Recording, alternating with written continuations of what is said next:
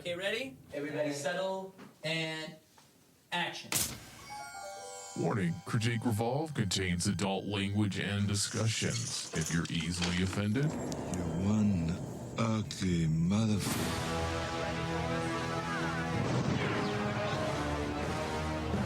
Go ahead.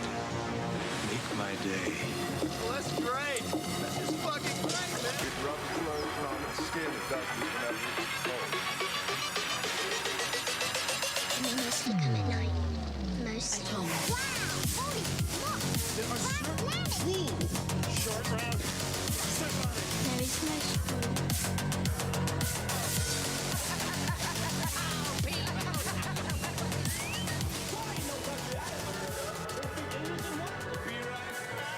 English, motherfucker. Do you speak it?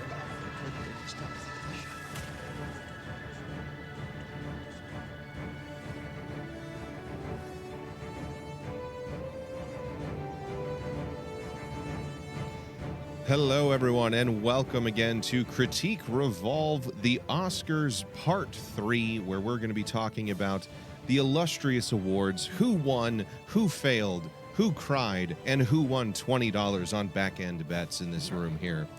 I am your host, Thomas Cowley. Join with me today, we have David Sabal. Hello, everybody. And Michael Flores. Hello.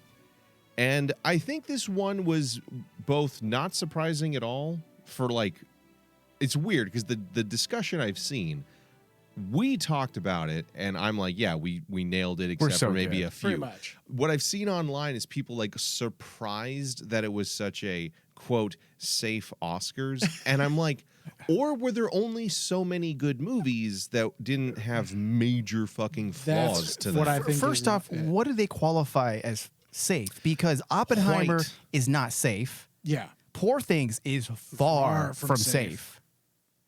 I don't quite know, other than Poor Things and Oppenheimer had white people winning for Best Actor, Actress, and Director. So what do they want? Like movies like American Fiction was making fun of? You know, I like would have been Exactly. okay with Who that. Done It from Harlem?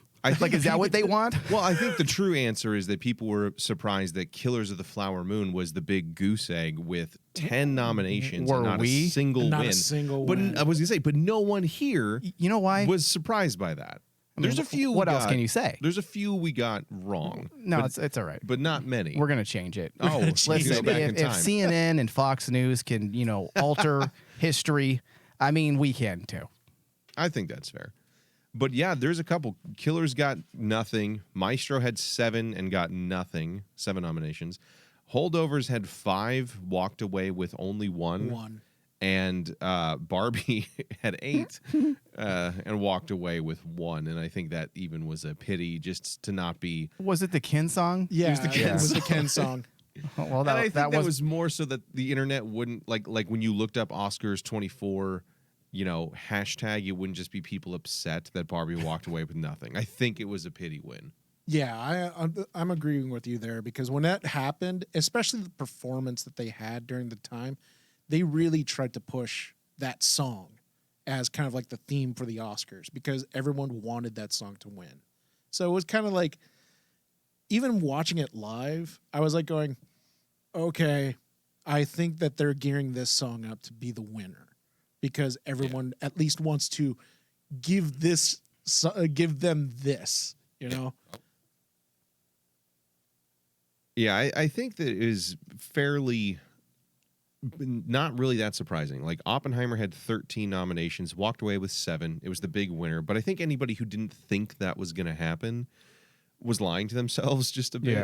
Yeah. Poor Things coming in with 4 out of 11. I was happy about that, though. I was happy about that. There was a couple categories that I thought it might have some strong competition, but let's just get into it. I think the first one to start out with was the one everyone here was incredibly happy with, as were most people that I read and watch on the regular, which was Godzilla -1 winning for visual effects. And all is right with the world. A beautiful middle finger to overspending and all the problems in modern day crunch and reshooting the entire feature film 2 to 3 times over. And wow. If anything, that's one of the most positive messages to come from this win. Yeah. There are now people rethinking their budgets. Yeah. Like maybe we don't need to make movies that cost $400 million when you have movies like The Creator that was only $80 million and Godzilla minus one was what, $15 million? On the high end. On the 15. high end. And that's the amazing thing about, I honestly feel after the Oscars, that moment was the feel-good moment for everyone there, because when you get to see that small team actually accept the award, they're legitimately proud, because they were expecting, to get blown out of the water by like these big budget other films. In fact, like I remember the director was like saying, well, he likes the visuals of Creator and Guardians of the Galaxy, and he feels they had so much more to work with than they did.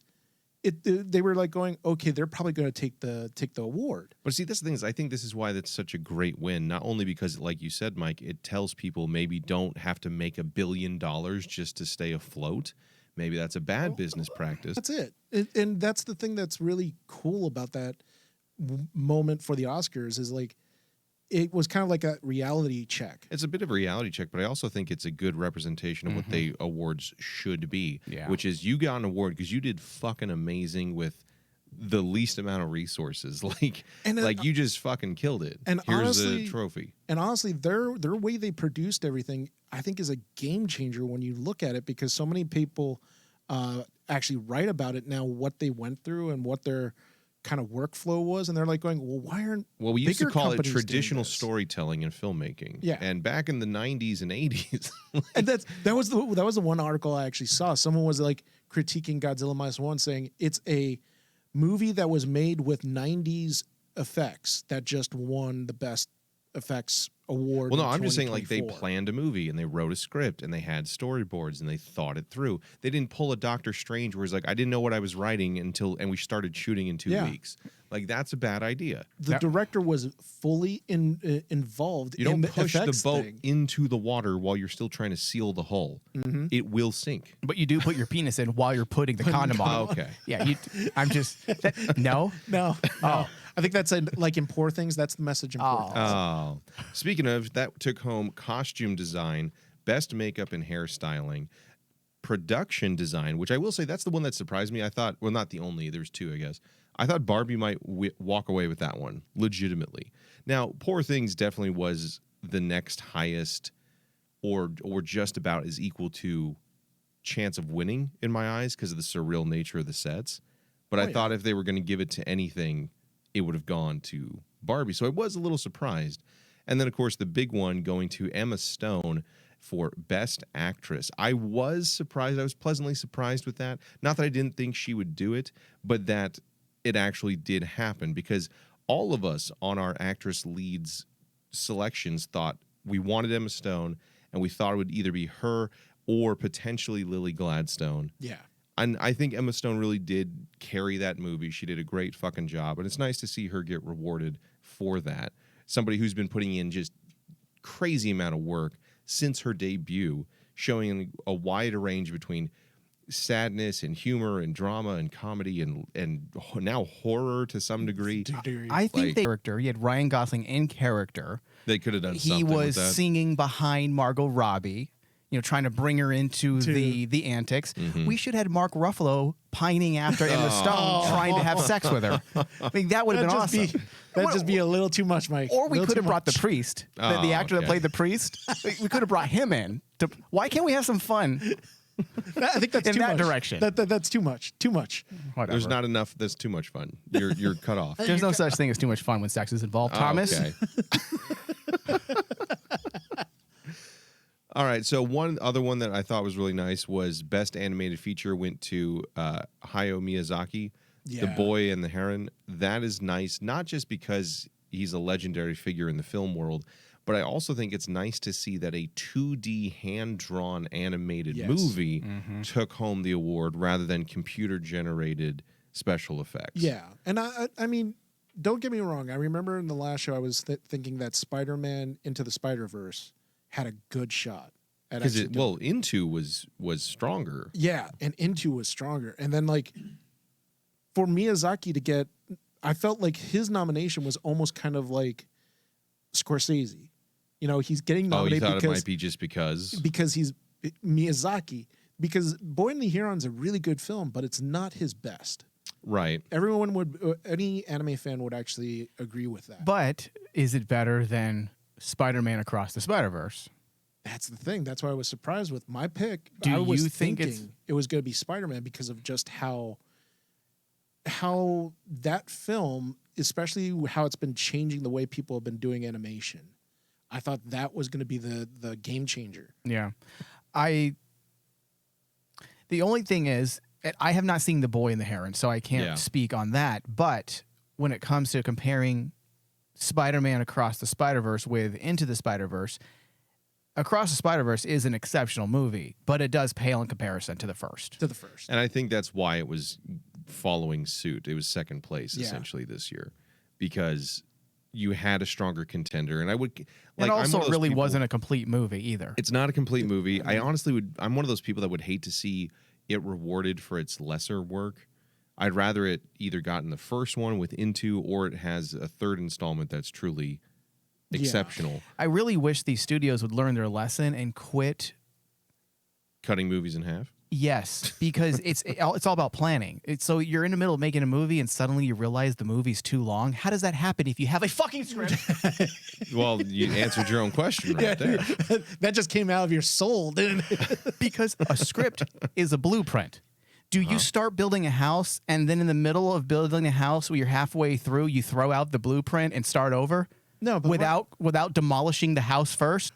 I just hate it because it almost guarantees that you have a Act 1 and Act 2, and then the third movie is just an extended Act 3. Yeah. Or it has to restart or reset the stakes, and it just fucks with everything. There's a lot of movies that have done that where there's a first installment that's a singular movie, and then the sequel is cliffhanger bullshit ending followed by the actual ending in the third installment. Yeah. I don't like that. I don't think it earns you any favors. Yeah. And there's better ways to do it. And again, if Lord of the Rings can do entire books in one film, you don't need to be pulling some Hobbit shit and cutting it off with 12 pages left and saying that's another movie. Oh, I forgot they did that with... Oh, yeah, they did that with The Hobbit. Yeah. So... Yeah, because that third movie was entirely pointless. Yeah. Yeah. Much like its entire existence. No, the first movie. The first one's okay. Even the first second one's the okay. first. I enjoyed the first one. But this isn't a Hobbit show, so Yeah. We don't have time for that today. It's gonna you're gonna get me mad. Like, wow. Jesus Christ. Fucking hate you, Michael. Oh, God. All right. So one of the ones I did want to talk about, though, was my favorite categories, which is the screenplays, because I'm a dork like that. Now, I was ecstatic to hear that American Fiction walked away with adapted screenplay. That was nice. And it's nice to see it get the recognition it deserves, because I truly do think of the movies written and in that category, it is head and shoulders above the rest. Barbie, we've said enough. Oppenheimer, not bad, but it does struggle in the third act. Yeah.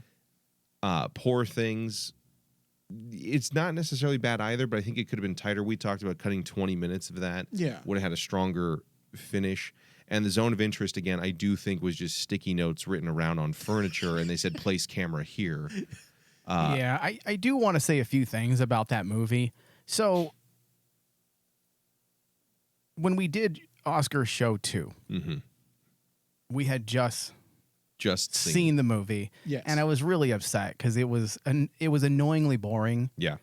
And was entirely pretentious. The whole thing's built on pretension. It's just awful, in my opinion. However, I understand what he was trying to do. I talked to David about this a bit, Thomas, before the show today, and it almost feels like he's trying to borrow from the neo-realist style, but without the style. Yeah. So what I was speaking of particularly or specifically was the very famous film from Rossellini, who did Rome Open City, which was one of the most beloved neo-realist films. Yeah. And the whole idea of neo-realism in the 1940s post World War II in Italy was to help the Italian people find a new national identity, and they wanted to create a subjectivity. So through this process of creating a subjectivity, they also created a new filmic style. Yeah. And that's what then the French New Wave took, and they kind of made it more famous than the Italians did. Typically, the movie is almost amateur to some degree. Yeah, like not real actor, not non-professional they're not actors. professional, thank you. They may have one or two professional actors, but the bulk of them are non-professional. You're using location shooting, which wasn't very common back then, and you're really cutting corners. It feels, you know what a good comparison would be? Indie filmmaking today. Yeah. Okay. Micro budget filmmaking, where you grab a camera, throw it on your shoulder, and you run to some location, Run out to the street and quickly start shoot shooting. before the police can shut down your production because you're shooting without Guerrilla, yeah. Yeah. without a license. Guerrilla Yeah. filmmaking. Yeah. Correct. Without permits, I should say.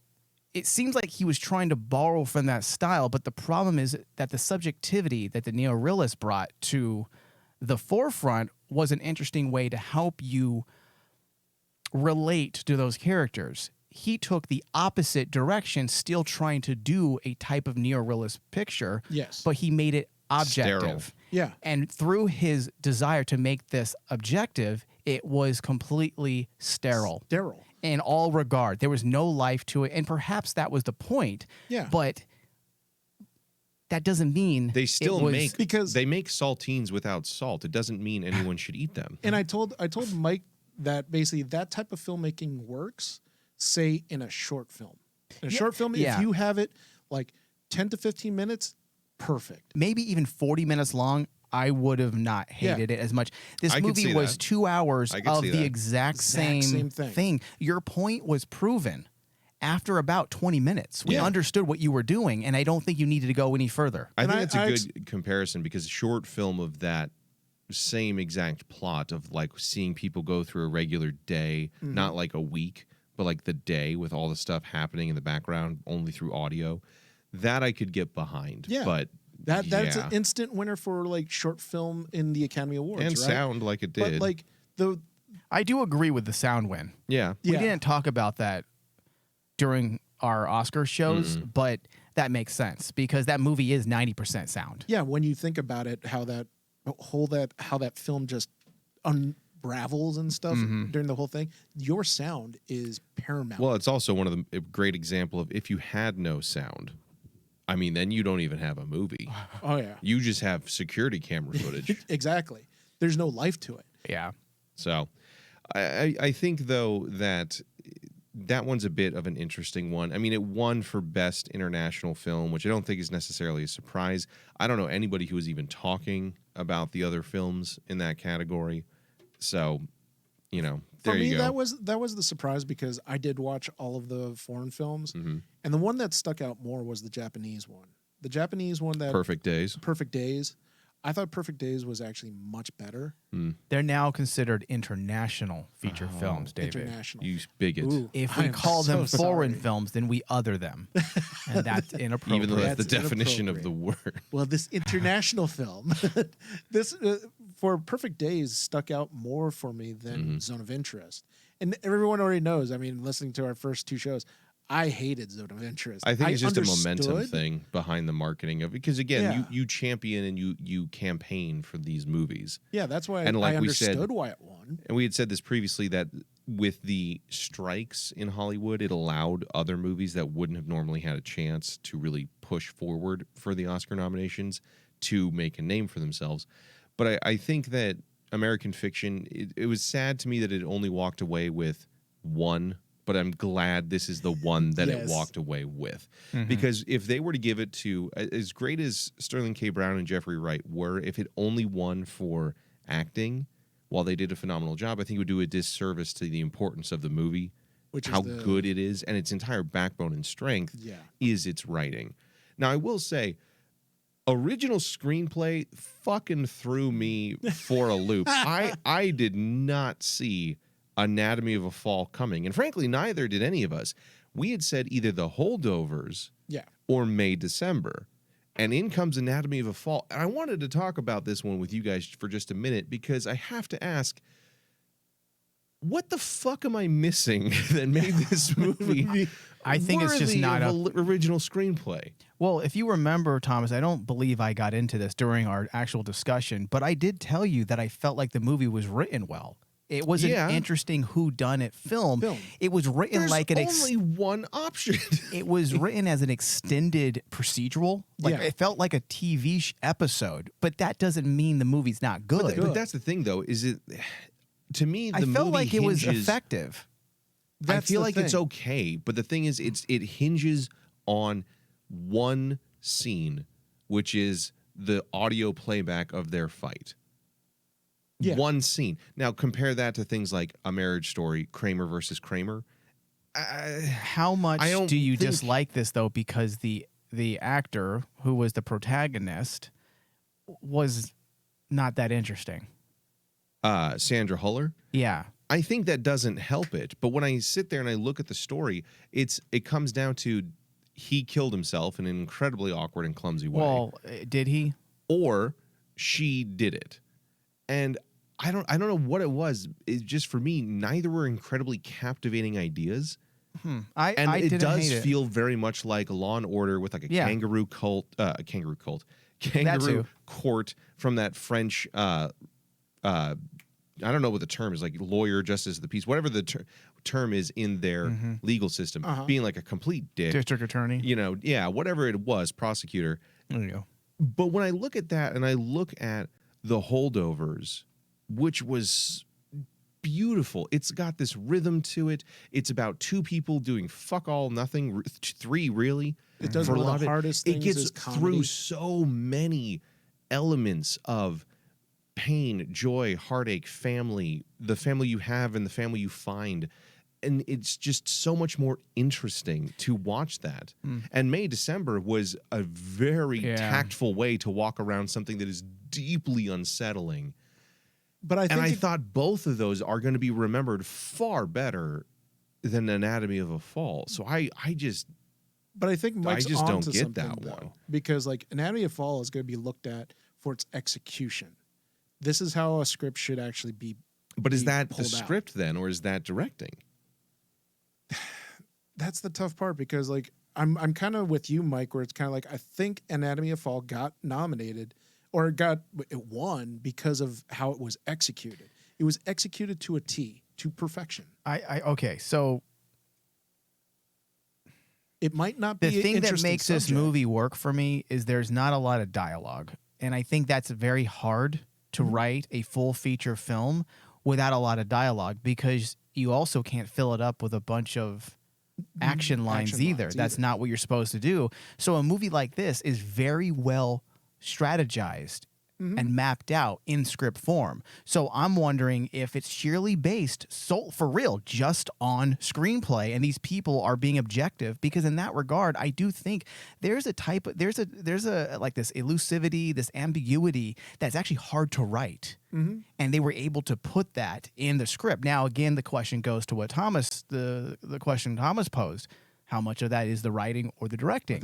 We won't know. And that's the thing, is that I feel like had it one director, I could see that, because you have to craft that narrative in a visual way. But when it comes to screenplay, I mean, it is a drop in the hat and move on as far as memorability. Personally, I think the writing category for original screenplay was pretty tough, in my opinion. I know you didn't like some of these movies, but Anatomy of a Fall did have a decent script. The Holdovers was a good script. Maestro was the only Maestro's a bit of a mess. Didn't really feel like it belonged there. May December was a very solid script, and Past Lives I felt was a well-written script. And that's the thing, is kind of like, and I guess it might just come down to subjective taste, because for me, I think that's my what it biggest did. problem with both the two that I don't like, Anatomy of a Fall and Past Lives, is that I don't feel like anything happens in them. If I were to ask you what happens in that movie, it'd be 2 to 3 sentences. pretty much. Whereas now Maestro was overzealous and overreaching in its attempt, but it's messy. But I think much like Bohemian Rhapsody a few years ago, had it had a stronger focus, it would have been a phenomenal contender. But when I think of movies that you'll remember, that had moments, that had scenes that, regardless of directorial skill, come alive off the page, May, December, and Holdovers are stronger contenders to me. Yeah, it is a matter of taste, because I think the way Past Lives ended was powerful. Yeah. And that, I really do. And that's, I know you do. And that's a ballsy way to end a script. And that's the thing. This is I thought this would be this is the tough one for the three of us, because we all feel differently for each film. And the time I'm listening to you two actually talk about this was the one where we were like tossing it up, going, well, this one could win. Well, I like this one. Well, and then Mike would turn around, well, I really like what they did here. And then now, when I think the only one we can it, agree on is Maestro. Just didn't really belong. That Maestro didn't belong. But like, now that Mike brought up the idea that maybe they graded it on how it was executed. Who knows? Like, it's that's hard the to say. only way that Anatomy of Fall could have won. Yeah. Now, for supporting actor, I think was not a real surprise. Divine Joy Randolph walks away with it. Everyone's happy about that. Congratulations to her. That's the one thing that the Holdovers took home. And then on supporting actor, we had Robert Downey Jr. for Oppenheimer, which also, that's not necessarily, because Mike, you thought he'd win that. Yeah. I thought he'd win that. But we kind of wanted either Sterling K. Brown or Mark Ruffalo, or in David's case, Ryan Gosling. Yeah, Ryan Gosling. To walk away I just wanted people to get angry. But it is nice to see Downey Jr. get that recognition, and it is a strong role. That category had, much like Best Actress, a lot of strong contenders in it. And I think the same goes for Best Actor, too. Cillian Murphy winning that is not a surprise to anybody. I think Paul Giamatti and Jeffrey Wright were the next two strongest contenders. Again, Maestro was just the wrong project this year for Bradley Cooper to put all his eggs in that basket. You can definitely see the attempt, but I think if he were, it's like the definition of Oscar tryhard. You're trying too hard to win this thing. And congratulations for all the nominations, but... Did you see the articles? I'm so glad we said it first so it doesn't sound like we're copying people.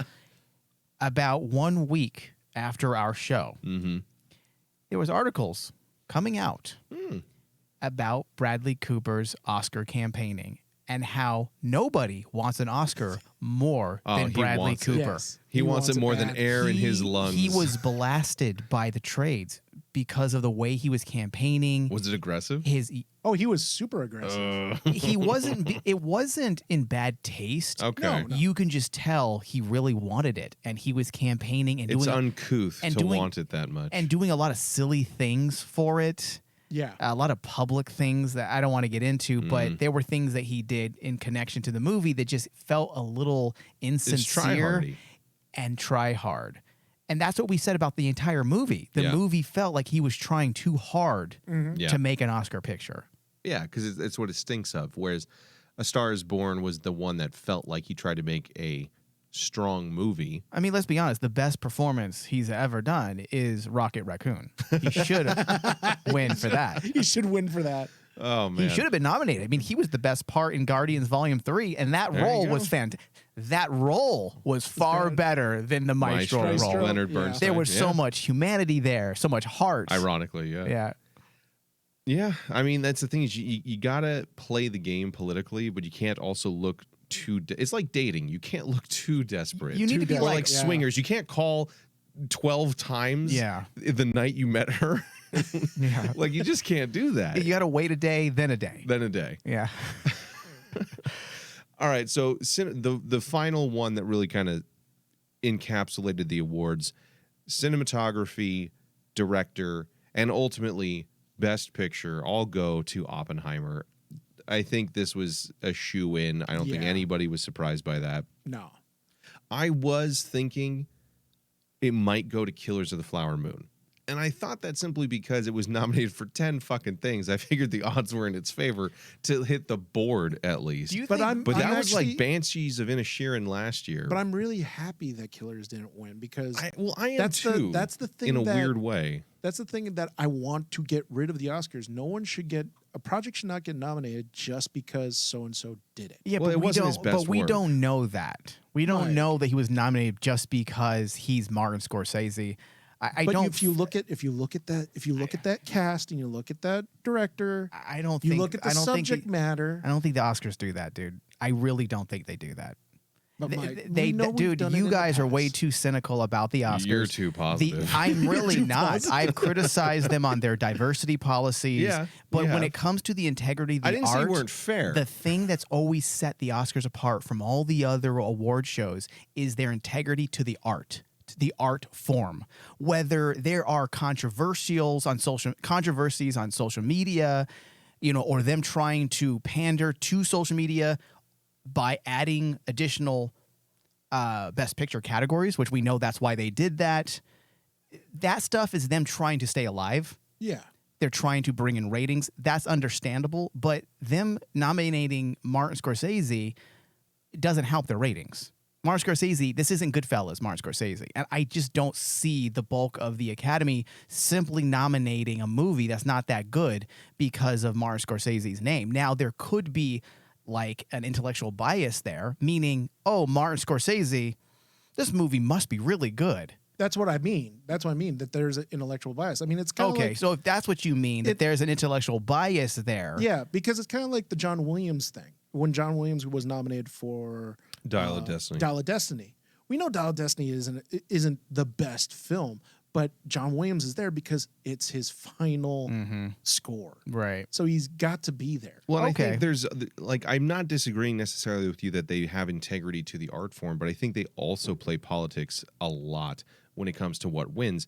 They seem to be pretty good about giving the awards to the right quote movie in a lot of categories, but Best Picture itself for the last few years has kind of been a crapshoot.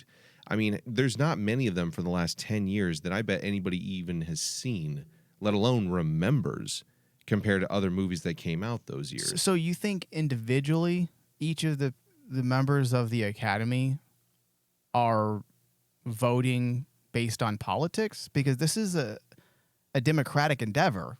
These are people voting. It's not a group consensus. Well, that's the thing, dude. There is, even in actual politics. That's what I'm asking you. So do you think there's a general fishbowl consensus sometimes? I think there is sometimes. Okay. Yes, I think there are years in which there are clear standout winners. Okay. This year with Oppenheimer I get what you're saying, then. and Everything Everywhere All at Once, nobody could deny those.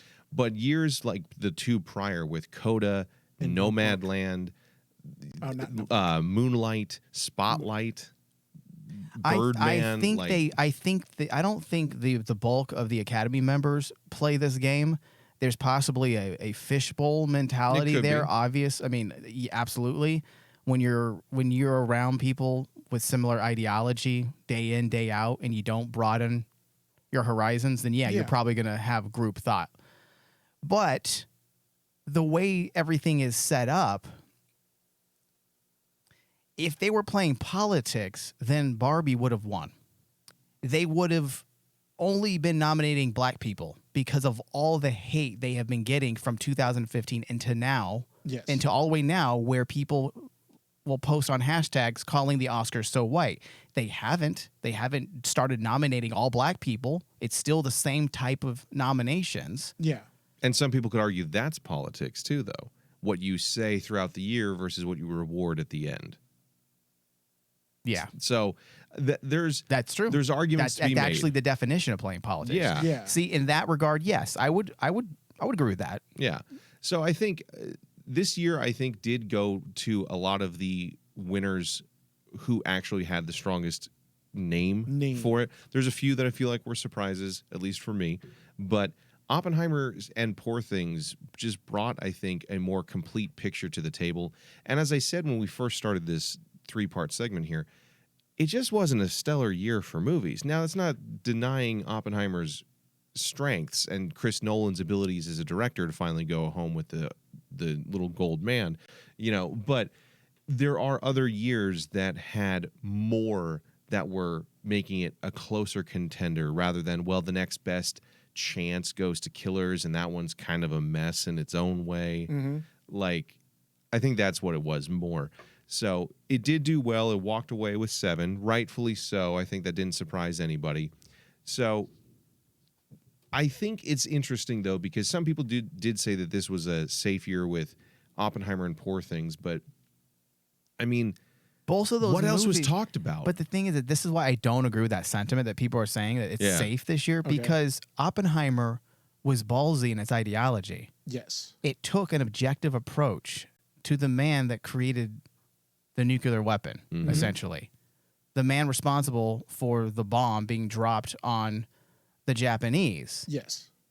He dealt with it very delicately and took a philosophical approach as opposed to a role, or I should say a direction of indictment, which is what a lot of people thought he was going to do. Yeah. That he was going to, because there is a sentiment now when it comes to what the Americans did during World War II, that we should never have dropped that bomb. Yeah. That's a growing consensus that more and more people are agreeing with that sentiment. Like, we should not have done that. There was no reason for it. And when he announced that he was going to make this movie, I was like, oh man, he's going to just add to that discussion, because everyone thinks they know history in retrospect. Yeah. They're, what's it called? They're Keyboard warriors? I was going to say couch historians. What's the terminology? Oh, I'm not certain, but I know what you're talking about. Yeah. Like the armchair historians, people who didn't live in the Armchair moment. generals They is never what- really did any scholarly work. They don't know really the nuances and the ins and outs and the dynamics of the time, but they're going to sit now 80 years later complete and 20/20 judge, vision. judge a situation. So I thought that's what this movie was going to be about, and it was completely the opposite. Well, I think he did a really good job because it was done from a human point of view, not a political point of view. Yeah. That he was a person who, at the time when they started developing it, was not against the Japanese. It was to beat Hitler, who was gonna fucking use it. Yeah, he wanted to drop it on the Germans. And it was intended to outrace the devil in that respect. And then the immediate ramifications and horror that come from that, and the lifelong guilt, and I think, and the fear and the concept at the very end, spoilers, where he's just wondering of what they've unleashed. That is a very human perspective that, regardless of your politics on the subject, I think everybody can relate to and respect. And I think that was the smart choice for this movie. Which helped it win. Existentialism is really making a comeback. It's because we're all miserable and nothing good is happening. It's only getting worse. Because the last time, so there's 3 moments in recent history where existentialism had rose in popularity. It was at the turn of the 20th century. It was after World War II, and it's right now. It's right now. Fun. Oh, these interesting times we live in. So much news. Hey, I'm for it. I love existentialism. It makes for great movies and content, books. baby. Oh yeah, Content. Oh man. Just revel You can in the get high content, to it, I Tyler. guess. That's one thing. And just Yeah. like stare at space and ponder. You know what movie people need to watch? You people. High. Poor Things. Get blitzed. Yeah. Oh man, I don't know. That might That movie be would be a horrifying. fucking trip, dude. Dude, it would be. Oh my God, yeah, Jesus. it is. Well, now you have something to do if you haven't seen any of these other movies, and most of them are available for streaming now, so you can get onto those without having to pay too much money if you already have them. Or, as you know, a wise man once said, "Sail the 7 seas, and you will find everything you've ever wanted." I heard that incels were making a Ryan Gosling cut for Barbie. It was just going to be him. Just that would be amazing. Well, first of all, it's I would watch funny, but how would you? Who's he going to talk to? It's the same people that did the Rose Tico cut for Last Jedi, where they removed her from every scene. Oh my God, is it? Oh, that'd be amazing. I'm just joking. They didn't do it, but I'm waiting for it to happen. Give it a few years, man. Now that you put that out there, The Ryan Gosling cut. Oh my God, it'd be so hilarious. that would be funny just to can't be see any how worse. well it worked. Does it work well? And if it does, Jesus. That This says is a an lot. experiment that has to be done, Thomas. This has to be done now. So we'll see you in the editing bay. Yeah, then. we gotta get into the editing bee. All right. Well, I think that's going to do it here for us here at Critique Revolve. Thank you all for listening. Hopefully you enjoyed the discussion. How many did you get right? And do you vehemently disagree with us and the Academy? Send us your hate mail. We love it. Or your thanks and praise. That's never happens, but we'd appreciate it every now and then. So we will see you all next time.